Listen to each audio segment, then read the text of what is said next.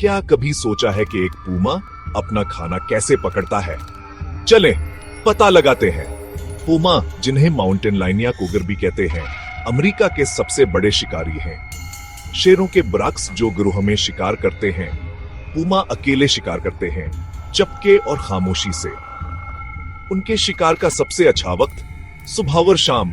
जुबान का शिकार सबसे ज्यादा हमतहरक होता है, लेकिन रोशनी कम होती है।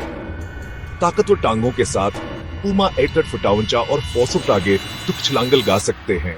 हरनिया छोटे जानवरों पर घात लगाने के लिए बेहतरीन। वह अपने शिकार का पीछा करते हैं, जितना मुमकिन हो करीब आते हैं, फिर बिजली की तीर जैसे हमला करते हैं। अगर वह चूक जाएं, तो वह शाजोनादरी पीछा करते हैं। जंगल में तवानाई कीमती है। कामयाब शिकार के बाद पूमा अक्सर अपने शिकार को एक छपी हुई जगह पर घसीट कर ले जाते हैं और उससे बाद के लिए बचाने के लिए पत्तों से ढक देते हैं।